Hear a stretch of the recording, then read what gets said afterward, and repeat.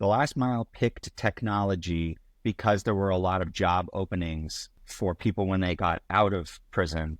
But who in prison thinks that they can complete that program? I can't imagine a lot of people have that as their aspiration in life.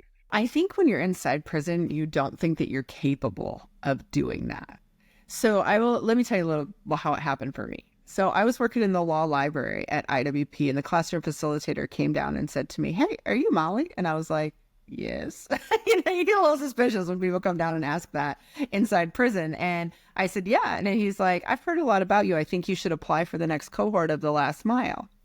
I thought the last mile was a medical coding program. And I thought, no way I would be able to do that. I'm not smart enough. I hate math. It is not my thing.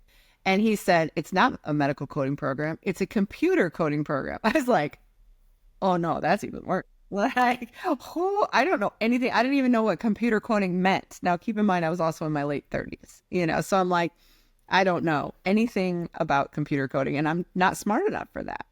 So I came back to my dorm that night and I called my mom, and my mom Googled what the last mile was. And she said, "Molly, do it. Do it. You want to do something to change your life." Little did I know that the last mile would change my life so much. I've been out 3 years and 8 months now. That here now I'm in a whole different place. I live in Los Angeles. I'm married. I'm the vice president of programs, which wasn't immediate by any means, but I just would have never known that opportunity was going to even happen. So I ended up applying for the program because my mom convinced me that I should do it. So I applied for TLM. They interviewed 10 people. There were only 4 spots, and I got one. And I remember feeling like, holy crap, this is not easy. This is hard. And there's not a lot of people that go in and think, you don't believe everything that people say to you, or they're like, "Yeah, you could be a software engineer." You're like, "Yeah, okay." That's